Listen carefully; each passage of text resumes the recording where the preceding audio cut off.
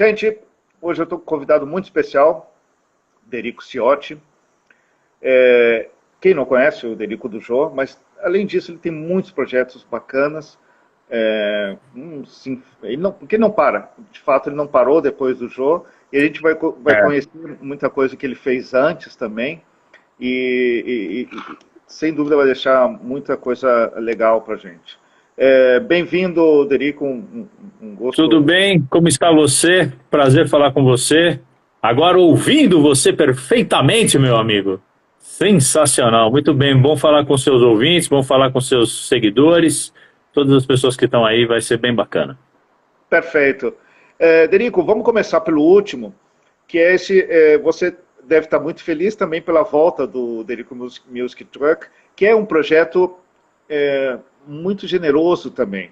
Além de você estar levando música instrumental para o povo, você dá também, sem que você dá espaço para grandes talentos É, tocarem do, juntos, né? das cidades, né? E você está aí, você está por Botucatu, agora estava em outra cidade ontem, Estava em está Lençóis por tudo que é Paulista lugar. também.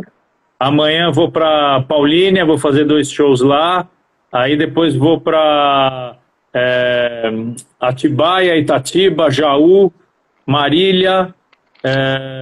Vou sair via Guaratinguetá. Vai ser bem legal. É uma possibilidade bacana de tocar, né? Principalmente.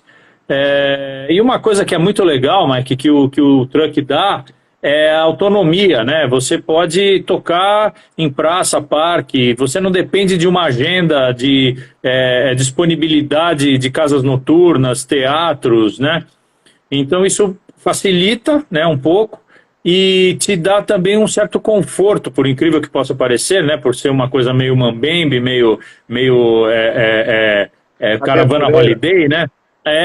Mas na verdade é muito confortável porque a qualidade sonora do truck é muito boa, né? O nível de equipamento que o truck tem é muito bom. Não é nada espetacular com relação à quantidade, né? Ah, não, tem que para tocar uma big band. Não é. É uma coisa enxuta. Mas dentro desse enxugamento, o truck ele tem uma capacidade de qualidade de som muito grande. E como a gente viaja um pouca gente, viajo eu e meu irmão, né, o Serginho Ciotti, que é tecladista, meu técnico, meu road e meu produtor. Somos em 5 pessoas. Então fica muito fácil da gente conseguir. Olha lá, a gente tocando lá em Araraquara. É muito bacana, cara. É um astral muito bom, é um astral muito positivo e agrega, né, cara? Porque as pessoas sentem o truck uma coisa muito simpática, né? Olha lá, olha ele ali, ó. Ele é pequenininho, né? Então as pessoas se sentem confortáveis, parece que você está ouvindo um show dentro da sua casa, né? E isso é muito legal. Eu não Eu com esse projeto sabia, consegui atrair o público, né? eu não sabia dessa facilidade que você estava contando do som, da qualidade do som, muito interessante. Eu não sabia que era bem compacto. É muito compacto. Eu tenho um equipamento para. A gente tocou para 2.000, 3.000 pessoas já. Mas assim, é um negócio enxuto, não é nada de você. Não vamos tocar no Allianz Parque, entendeu? Não tem essa possibilidade de fazer o som pro Pink Floyd. Mas, na verdade, o que a gente se propõe a fazer é muito legal.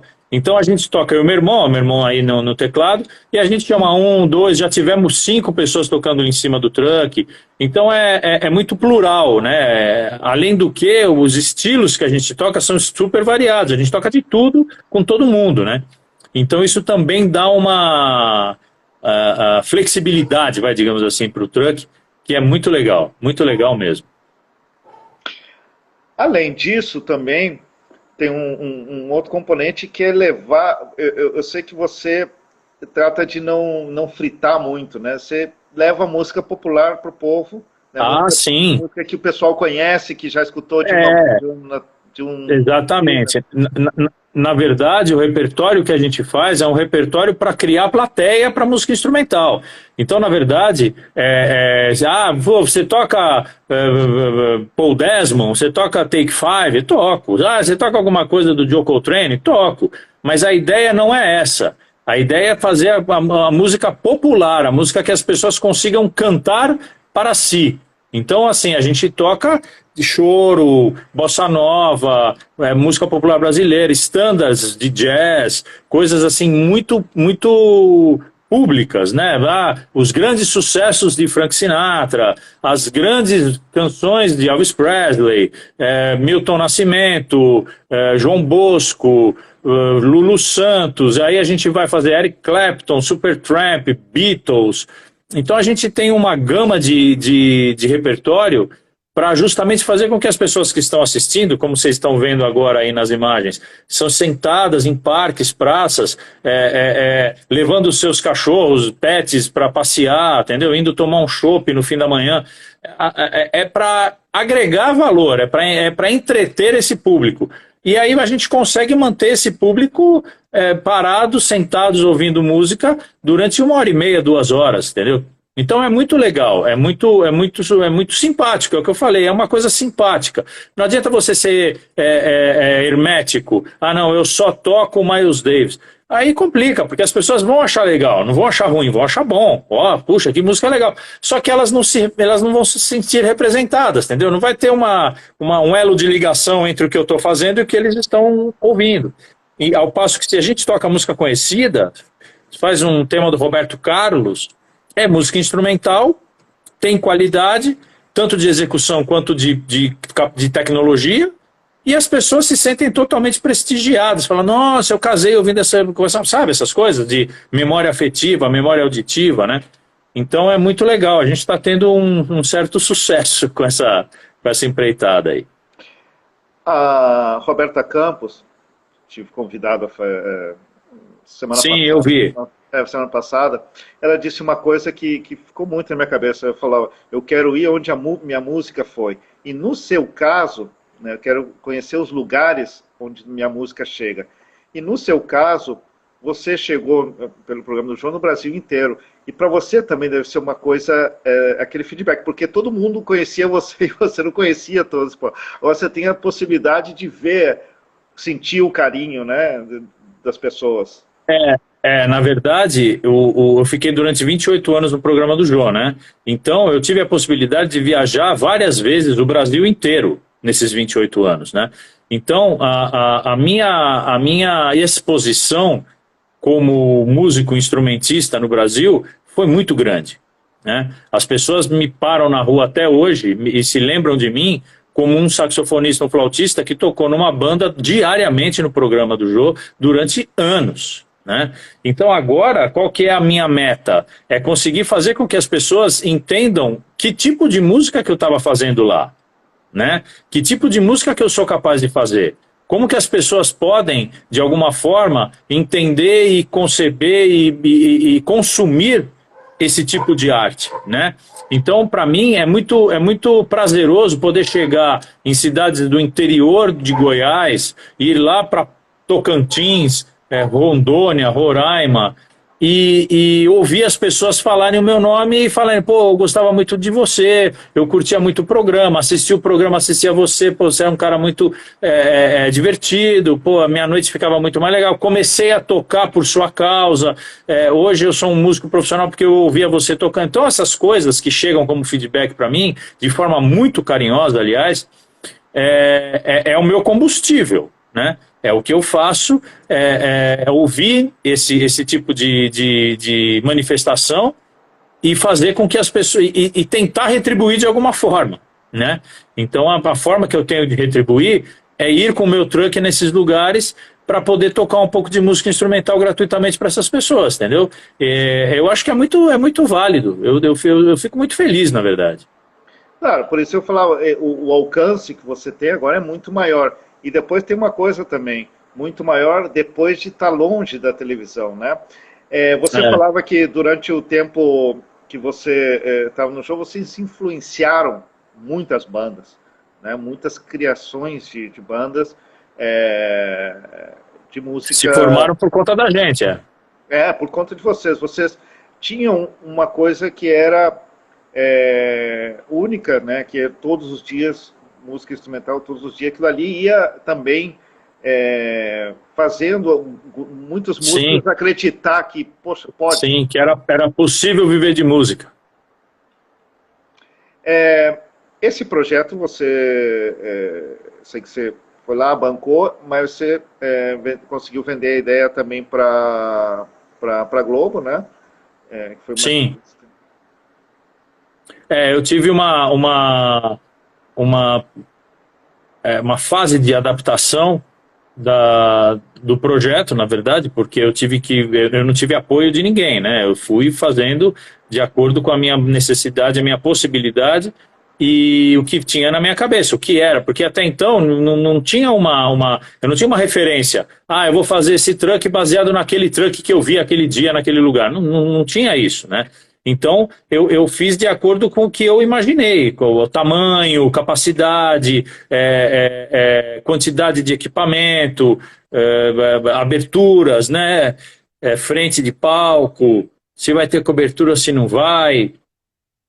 E eu cheguei num produto final muito bom, muito além até do que eu imaginava ser possível.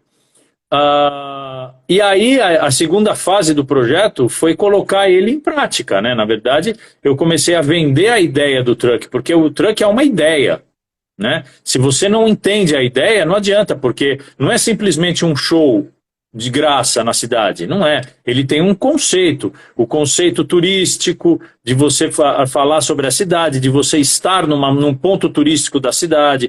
Ele tem uma questão social, que é você tocar de graça para as pessoas em parques, em praças. Ele tem um cunho cultural, porque você chama músicos locais para tocar com você valoriza a música instrumental, você está dando oportunidade de audição de um estilo de música diferente para as pessoas ouvirem. Então, assim, tudo isso é uma ideia, né? Então, quando você vai vender essa ideia, quem vai comprar essa ideia, que no caso seria um empresário, uma empresa que vai bancar um projeto, ele tem que falar essa mesma língua, porque senão não adianta, você não vai conseguir convencê-lo de outra forma, senão pela sedução da ideia, né?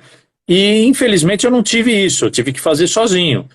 Até que, em um determinado momento, a Globo, aqui da minha região, de Campinas, da IPTV, encampou o projeto para fazer dele um programa de televisão, que ficou no ar durante 2 anos praticamente, que foi o Na Estrada com Derico. Eu fiquei viajando cidades do interior de São Paulo, que tinham a cobertura da IPTV, fazendo um programa que era justamente isso. Falava de turismo, falava de cultura e falava de social. E foi muito legal. Foi muito legal. E aí agora, com essa flexibilização da pandemia, que a gente consegue agora fazer shows mais abertos, com um público mais confiante, né, mais seguro e tal, agora sim o truck tem tudo para avançar, porque agora eu tenho o apoio do público, porque agora é o público que vai me dar o alvará e o feedback necessário para que eu consiga seduzir um empresário a entender a minha ideia e de repente ser meu parceiro num projeto, entendeu? Agora eu acho que a coisa vai ser um pouco mais fácil, talvez. Você falava de alvará e também pelo que eu entendi, funciona assim, você vende a ideia também para as prefeituras, né?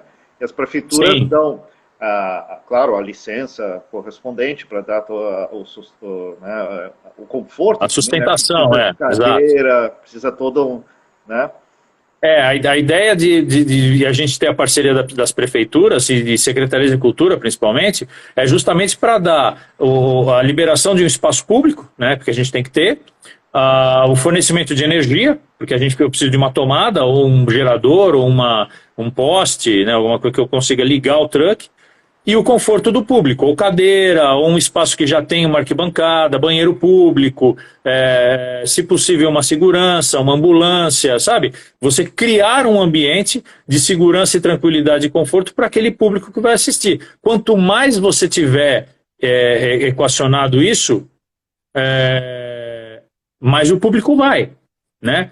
Mais prestígio vai ter o evento. Então agora a gente está começando. A gente vai fazer agora amanhã e sábado em Paulínia. Toda a estrutura do evento é a Prefeitura de Paulínia que tá cobrindo. Então isso dá, inclusive para nós que vamos fazer o evento, uma segurança muito grande, porque, pô, é legal, sabe? A Prefeitura da cidade topou. Então já é uma sedução, né? Já são pessoas que estão no poder, que estão com a caneta, né, na mão, entendendo esse projeto, entendeu? Então isso é muito legal. Outras prefeituras, a partir dessa, podem se interessar também. E aí uma vai levando para outra, que vai levando para outra, até a hora que a gente consegue fazer um projeto mesmo de um circuito e etc. Enquanto a gente falava, tinha um pessoal aqui, vem para Fortaleza, vem para Belém, e não tem a menor dúvida que agora você vai poder ir para todo o Brasil. Exatamente. E tem uma coisa bacana que eu escutava você falar em determinado momento, que você gosta de gestar tudo você, né? Porque o empresário vai falar, tem o Belém, tem o Fortaleza e tem o Belo Horizonte. Eu vou escolher um. E para você não existe isso. Eu vou primeiro em Belém, vou em Fortaleza e depois... Sim, eu vou para onde for. Essa facilidade também, esse negócio de, bom, vou pegar, vamos trabalhar, isso também facilita, né? Porque uma vez que o pessoal, eu quero que você venha na minha cidade, você dá as costas, depois essas portas dificilmente se abrem. Não se abrem mais. Na verdade, Mike, é o seguinte, eu tenho pessoas que trabalham comigo fazendo prospecções, fazendo produções, fazendo a parte do pós-venda, né? Então, assim,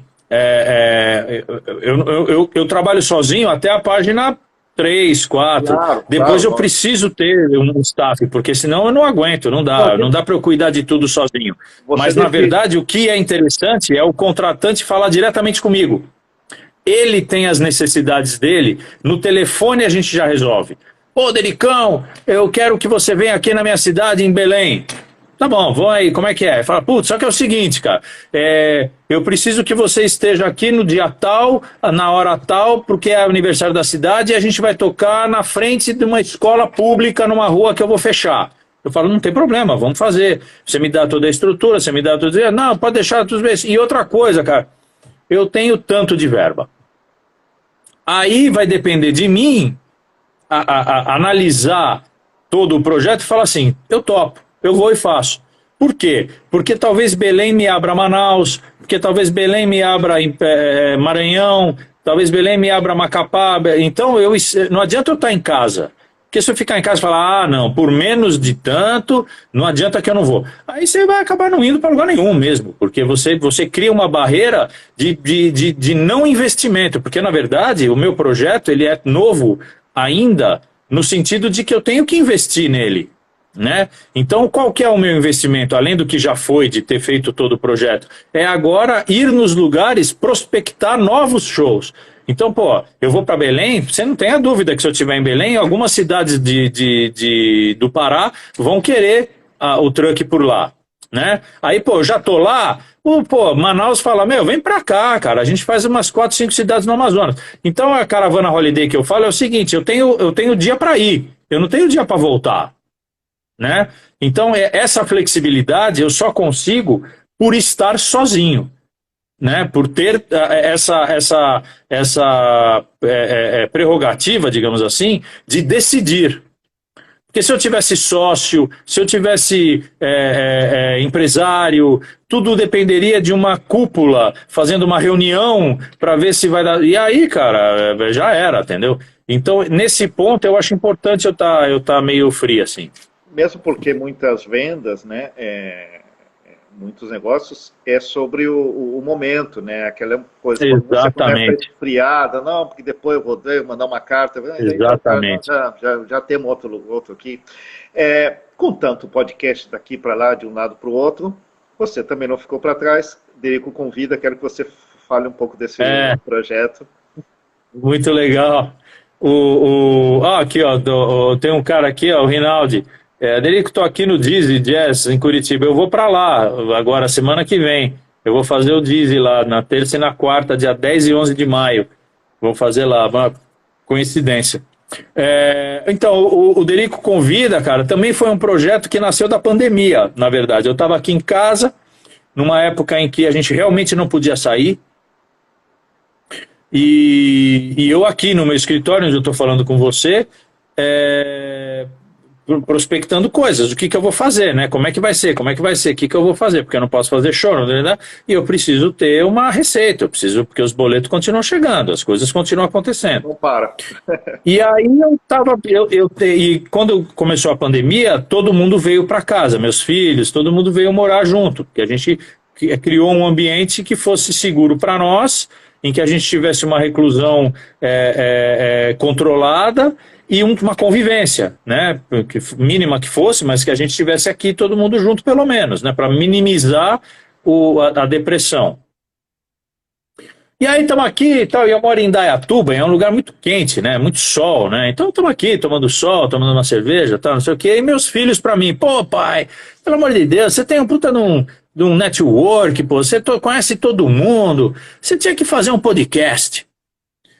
E eu sou da televisão, né? Pro podcast, para mim, é um negócio que não é uma linguagem que até então eu falei, mas como podcast? Falei, você chamar uns caras para bater papo no Instagram, no YouTube e tal. Eu falei, putz, mas eu não tenho essa capacidade. Como não? E começamos a debater, eu com meus filhos, minha mulher também. E eu falei, aí começou, cara. A primeira coisa que a gente fez, uma lista de possíveis convidados.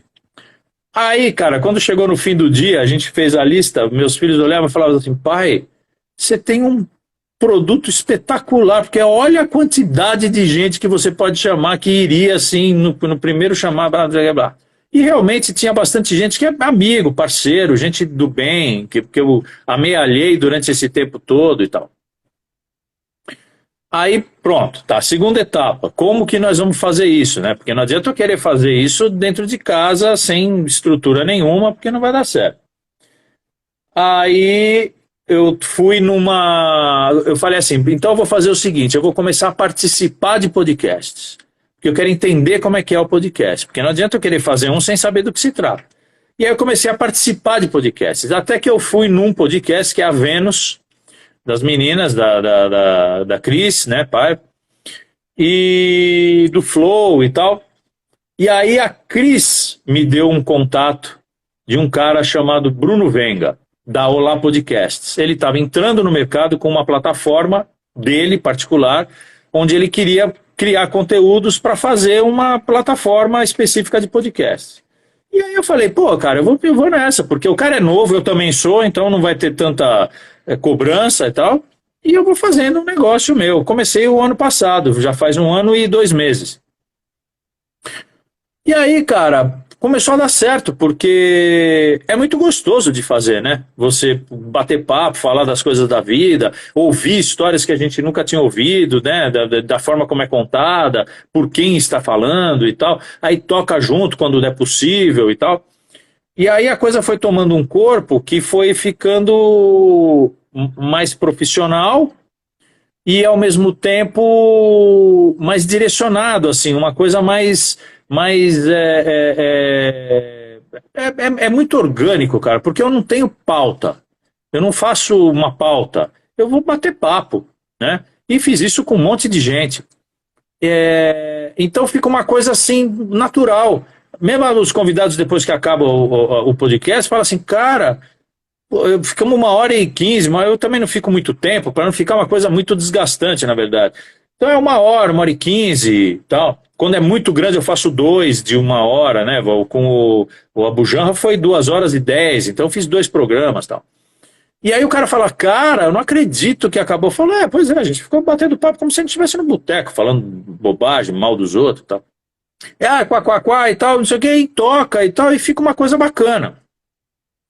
E isso me deu um exercício de uma coisa que eu via todo dia, que era o Jô fazendo entrevista, né? Que era o Jô falando, o Jô conduzindo o programa dele de forma magistral durante 20, quase 30 anos, né? Mais de 15 mil entrevistas que ele fez. Então, assim, de alguma forma eu tinha que usar isso para o meu benefício, né? Tanto o network que eu fiz durante esse tempo todo, quanto as aulas que eu tomei todo esse tempo, de um cara que era topo da cadeia alimentar, né? Então é legal por isso, cara, porque eu exercito isso sem cobrança nenhuma e ao mesmo tempo com muita responsabilidade, muito profissionalismo, uma coisa muito séria, assim. Só que não tem cobrança, então fica muito simples, cara, fica muito fácil de fazer. E está sendo muito legal, né? E agora entrou no Spotify, então todo mundo pode escutar a hora que quiser, no YouTube, tem imagem e tal. Fica legal, é bacana, é gostoso de fazer. Além de que o Jô ele tinha uma particularidade, eu me lembro muito bem na memória, uma vez eu estava olhando, aqui no Paraguai a gente pega também, né? Tanto o SPT como na época, como a Globo. E eu estava sentado com um amigo americano, e ele viu, ele estava vendo o Jô, esse cara sempre está muito bem preparado para as entrevistas. Ele falava para o Jô, né? Ele não conhecia. Ele falou, pois eu já vi algumas vezes, ele falou, sempre muito preparado, mas parece que ele não está. Ele leva como se fosse uma conversa, mas na verdade ele então, como se fosse uma coisa que estava acontecendo na hora, né? Então, isso é que é legal, né? Isso é que torna a coisa mais orgânica, mais natural. As pessoas se sentem menos constrangidas em falar as coisas, porque é como se você estivesse no sofá de casa, né?